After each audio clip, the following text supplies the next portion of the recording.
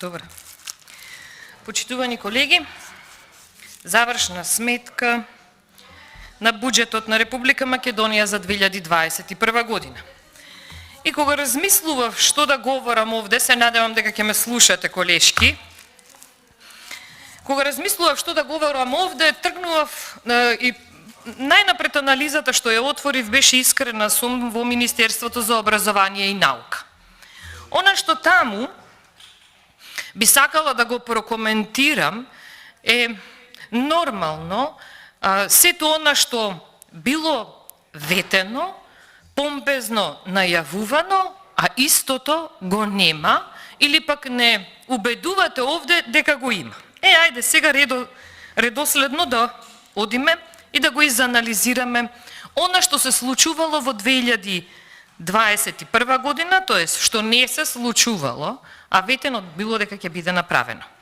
Почитувани колеги, најнапред, во делот на администрација, во делот Фонд за грижа и надградба на талентирани ученици, 0% реализирано. Се прашувам како е можно вакво нешто. Но исто тоа се прашував и за буџетот, предлог кој беше за 2022 година, но оваа ставка таму ја немаше. Сега, што се случува со сето ова и каде е нашиот пораз кој се случува во државата со намалување на овие ставки и со комплетно вадење на овие ставки? Јас само две имиња и презимиња ќе ви кажам, па нека ви бидат репер за следново. Дамјан Давков, Македон Димитровски. Може би ви значат нешто, може би не. Мене и текако многу ми значат и кога ќе ги слушнам овие имиња, се буди надеж, светла иднина, но исто така се буди чувство на разочарување заради тоа што овие деца се талентирани деца кои освоиле награди и не беа испочитувани од Министерството за образование и наука. Ете ја вашата искрена политика која се води во раководењето на државата. Ајде да одиме понатаму. Гледам една бројка, да не бидам само критикувана дека се задржувам на помали бројки, да се задржам на една многу крупна бројка која ми го обрна вниманието. 479% има реализираност во делот проект за унапредување на услугите во основното образование. И сега, прашањето е следно. Што толку во 2021 година вие унапредувавте, реализиравте и правевте во основното образование, да сега, од аспект на 2022 година, си го поставуваме прашањето. Добро што почна учебната година на време, но како почна учебната година? Дали навистина се работело изминатата година со подготовки за учебната година, оваа 2022-2023, да биде како што треба? Не, заради тоа што сме сведоци на. Замислете, што толку се правело што унапредувавте со овие средства, што се во голем процент потрошени? Го унапредувавте печатењето и стилот на печатење на скрипти? Единствено прашање кое ми се поставува во оваа неспособност која ја видовме во Министерството за образование и наука е кој има корист од дупло печатење? На јавност е јасно прашањето. Корист од дуплото печатење имаат одредени фирми кои ви се блиски вам. Блиски се вам заради тоа што ви организираат, замислете, настани од една страна, од друга страна се неспособни да испечатат учебници навремено. Зошто оваа година имаше потреба да се даваат повеќе од 500.000 евра за печатење на скрипти? Дали е исправно во време на криза да се занимаваме со скрипти? Дали е исправно? Сметам дека е премногу лоша политика на несоодветно, непрофесионално и неодговорно работење. Ама резултатите си се провлекуваат од година на година. Ајде сега, Каде е проектот за унапредување на услугите во основното образование? Во што? Со обуки. Кои обуки? Обуки на на учителите, на наставниците, што ги дававте во време траење од нецел ден, за да бидат обучени да предаваат според новата концепција на онаа министерка што треба да одговара, Мила Царовска. И сега, овие обуки на наставници на кои им направивте површни обуки, неквалитетни обуки, ги пуштивте во борба за подобро образование, замислите, наставници што не беа обучени. А кој ги обучуваше наставниците? Соработниците на Мила Царовска, но не беа од Бирото за развој на образование. Знаете, да ве подсетам, кога одевте на изборите, викавте think tank институција. Во вашата програма, која вашиот сега лидер не ја знае и не работи според истата, и сега, таа think tank институција која вие ја викавте, Биро за развој на образование, не вршела обуки, заради тоа што според Мила Царовска нема таму квалитетен кадар, треба невладиниот сектор да се финансира, кој е близок со нејзина крај парите каде завршуваат. Имаше една, да ве подсетам, само Флајкен, скандал кој излезе. И да се вратиме назад. Значи, невладиниот сектор, парите на крај каде завршуваат, но, знаете како, обуки направени со презентација една кратка, без квалитетни работилници, без квалитетна дебата, бидејќи обучувачите не можеле да вратат на искрените прашања од наставниците како да се справат со таа проблематика. Но, нели, обуките си поминале, добро е што имаме квалитетни наставници во државава, па се снаоѓаат да предаваат за нешто за кое што ни тие не веруваат дека е исправно, заради тоа што таа концепција си имаше свој одредени недостатоци, но ете, да не навлегуваме понатаму. Високото образование, и јас би сакала овде да прокоментирам, зошто изминативе години колку сме ние пратеници, ја верувам и претходно, бидејќи тој објект е започнат во времето на ВМРО ДПМН и стои таков како што е тогаш, заради тоа што од самото доаѓање на СДС на власт не е ништо сменето. Значи, изградба на Факултетот за информатички науки и компјутерско инженерство и Факултетот за физичка култура. Секоја година се даваат средства и секоја година истите се повлекуваат. Каде се парите? Ќе кажете дека некоја сала се направила? Не. Ќе кажете дека се направиле 29 базени? Ви текнува, Заев најавуваше 29 базени, приближно 2 милиони евра дека ќе се потрошат за да се направат 29 базени во државата. Јас немам слушнато за ниеден базен. Арно, ама, ете, доблесно, ќе излези некој на контрареплика можеби, па и ќе кажеме. Беше спомнувано во дискусиите сега пред малку, ученички стандард, студентски стандард и нивните стипендии за исхрана и така натаму. Па добро, колеги, како не ви е срам да ги спомнувате кога може би имате недостаток на информации, но знаете, Мила Царовска додека беше, а па мораме да зборуваме, 2021 ни е на анализа. Додека беше Мила Царовска, им ги бараа средствата да ги вратат назад. Но, кој памти ќе раскажува. Инвестиции во образованието. Какви се инвестиции се правеле, тоест не се правеле во образованието? Реконструкција на ученички домови, изградба и реконструкција на студентски домови. 2022 година сме, денес е 3 октомври. Дали вие знаете, колеги, дека студентите се уште не се сместени во студентските домови?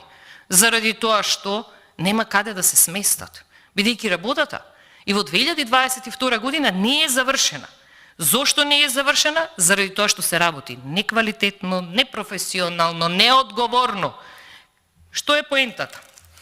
Овде има еден куп на бројки кои се вметнати и знаете како, ова е само анализа на бројки, треба делата да ги гледаме, завршената работа да ја гледаме.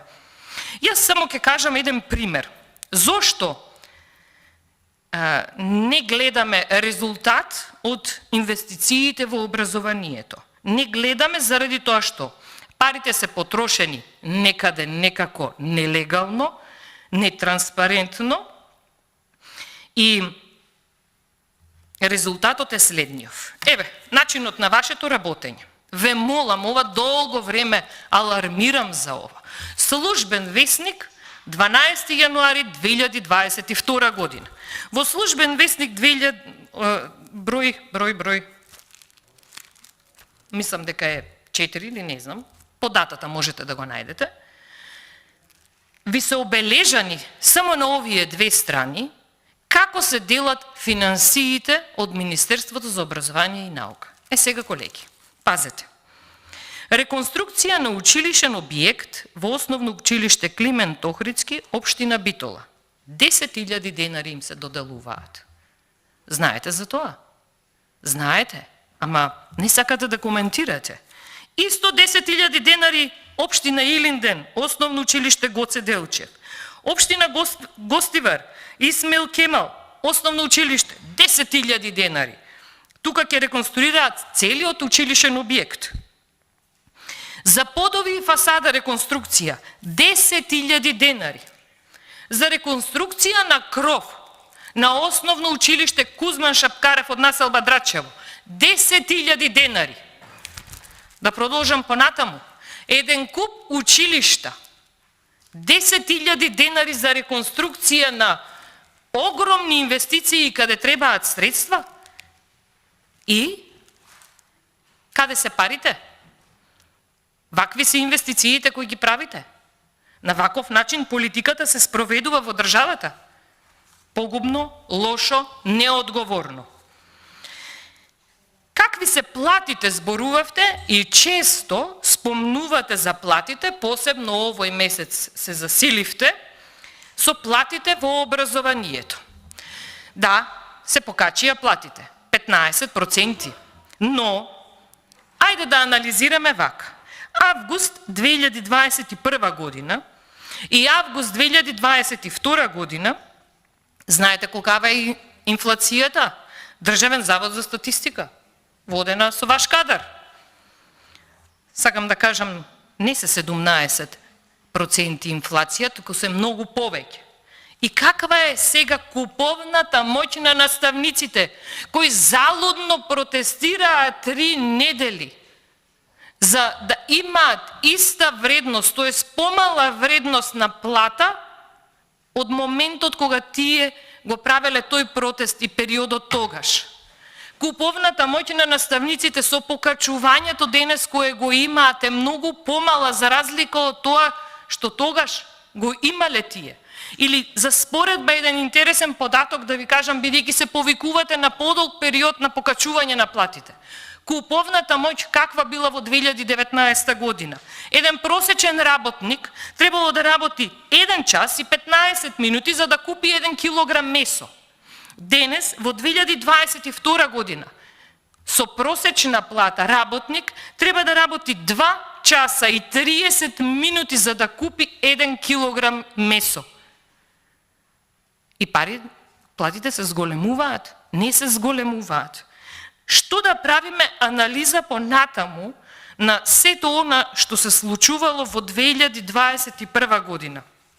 Знаете што се случувало во 2021 година, за да кажам дека оваа завршна сметка е едно купче на бројки кои се нереални, зацкриени и невистинити. Заради тоа што, ако било се исправно како што треба, ние, да ве подсетам, во 2021 година имавме, знаете, ковид криза ви текнува, па имавме набавка на вакцини. Па имавме фантом фирми од Хонг Конг, кои ни го враќаа депозитот заради тоа што почувствувале луѓето дека има некаков криминал. Ви текнува за увозот и набавката на лекови кои се случувал таа година. Во Министерството за здравство сигурно во делот на завршната сметка стојат и тие бројки, каде нетранспарентни бројки се спомнуваа при увозот на лекови со многу пониска цена се продаваа со многу повисока, а да не зборувам за рокот на траење. Маските, набавката на заштитни маски. Едни можеа да набавуваат за 2,5 денари по маска, ама други набавуваа по 107 денари за заштитна маска. Тоа во делот на Министерството за здравство. Дали во делот на Министерството за здравство стојат и оние финансии кои нетранспарентно им беа дадени на фирмата изведувач за болницата во Штип, која таа година доби скоро 7 милиони евра на дополнување на она што требало да биде завршена обврската, а законот вели не повеќе од 20% од тендерската постапка да бидат дадени. 20% се 5,6 милиони евра, ама не стои овде во завршната сметка дека имаме такви бројки, туку на поинаков начин се покажувани. Оние криминални афери или бројките ги анализираме од Министерството за внатрешни работи, каде се спомнуваат средства за оние пасоши кои нелегално се делеа. Да, ги има во завршната сметка овде. И нелегално поделените пасоши и средствата и народните пари кои беа потрошени за таа цел. Овде, во завршната сметка од буџетот исто така се издвоени и средства за братот на Љупчо Николовски, на кој фирмата многу експресно почна да му се развива на човекот, нели таа година го залови путерот па стана многу познат во јавноста. Почитувани, дали овде во буџетот транспарентно стојат и средствата кои Драги Рашковски ги зема таа година, кои Мухамед Зекири ги зема таа година? Нели сите се поврзани некако? Па сега со ова кумство во стварно како филмот Кум сме од 1972 година. Дали овде се средствата кои се издвоени за вработување и се впишани средствата за вработување на голем број работници во Министерството за политички системи и односи помеѓу заедниците, бидејќи 2021 година имавме голем број на пожари. Во пожарите таа година Македонија не се снајде одговорно, но затоа таа година ова министерство имаше на располагање 500.000 евра за да го прослави рамковниот договор во период на кризи, нели, бидејќи кризи имаме. И сега дали постојат такви средства во буџетот? Кажете ми. Пожарите не успеавме, ама затоа во Министерството за политички системи и односи помеѓу заедниците имаме голем процент на вработување. Ама, знаете како, тогаш фалеа пожарникари, опрема за гаснење на пожар ни фалеше исто така, но навикнати се граѓаните да слушаат дека владата неодговорно се справува со нејзината работа и на секоја криза бара помош од соседите. Дали во буџетот овде за 2022 година стојат анализите на средствата потрошени, поврзани со кабелот во Тетовската болница? Дали за Беса Транс жртвите, сета онаа трагедија што ни се случи, имаме овде во буџетот?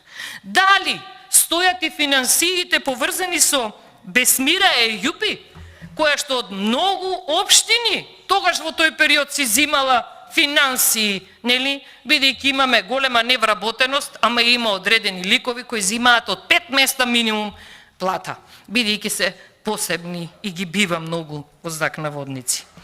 Дали за криминалите на Петре Шелегов финансиите кои биле потрошени во 2021 година ќе излезете и ќе коментирате? Дали за синот на Муса Џафери ќе спомнеме нешто? Памтите, со гаранција од 650.000 евра, тој со гаранција од 650.000 евра, тој отвара фирма, купува струја која ја набавува во вредност од 7,6 милиони евра од МЕПСО и на крај ја продава струјата, парите не ги дава на МЕПСО, ама си ја затвара фирмата. И кој губи овде, како и секогаш? Народот губи овде.